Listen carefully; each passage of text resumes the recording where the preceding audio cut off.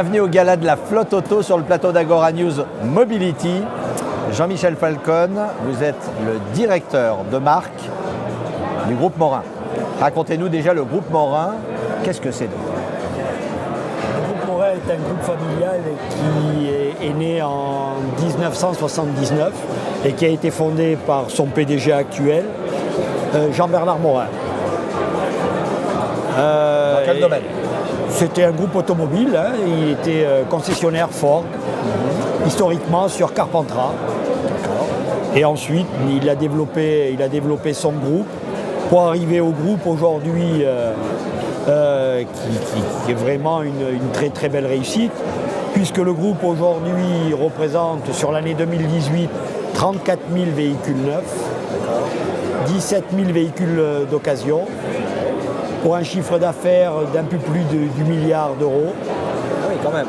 Combien de concessions? Combien de 110 points de vente. 110 points de vente. Sur 2018 et un peu moins de 2000 collaborateurs. D'accord. Et concentré dans cette région ou un petit peu éclaté? Aujourd'hui, le groupe s'est développé.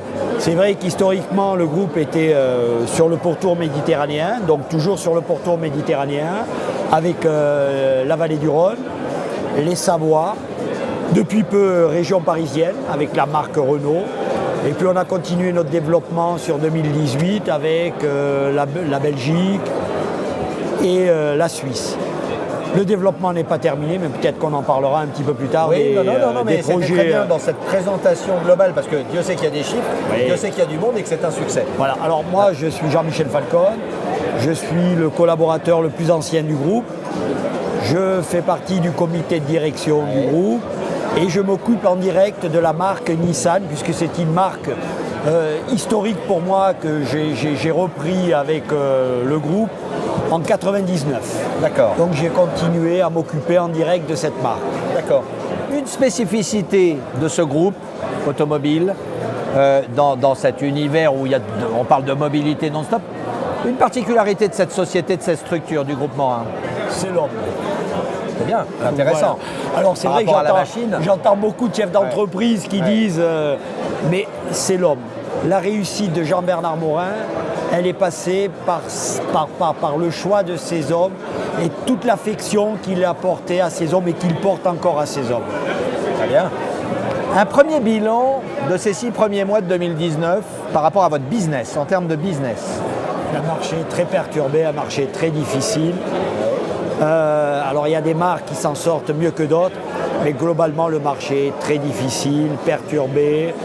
Alors aujourd'hui le problème des gilets jaunes, pas gilets jaunes, les élections, pas les élections, mais on arrive à une constatation que c'est un marché très difficile, très perturbé. J'espère que le deuxième semestre sera bien meilleur que le premier. Et alors en perspective 2020, est-ce qu'il y a, alors évidemment sans aucun doute, marque par marque, des nouveautés, mais pour rester sur le principe de l'auto, de la mobilité, est-ce qu'il y a une innovation que vous attendez? Est-ce qu'il y a quelque chose de particulier pour 2020? Il n'y a pas d'innovation particulière qui vont arriver parce qu'aujourd'hui, tous les constructeurs ont déjà innové et sortent des produits innovants avec notamment l'hybride, l'électrique aussi. Mais qui sont qu'un le e-Power qui arrive chez Nissan, moi je parle de Nissan, le e-Power qui arrive là certainement en 2020-2021. Donc l'innovation, elle est déjà maintenant, il faut sortir les produits. Donc les accompagner. Il y aura énormément de marques qui vont sortir des produits innovants. Après, on part sur 5 ans ou 10 ans avec l'hydrogène aussi. On aura le temps de se revoir d'ici là. On aura le temps de le revoir. Mais c'est vrai qu'aujourd'hui, l'innovation, elle va se faire sur l'hybride. On va continuer sur l'hybride, sur l'électrique. C'est déjà en cours. Et des produits nouveaux vont sortir, mais toutes marques confondues. Or maintenant, le marché sera là, sera pas là.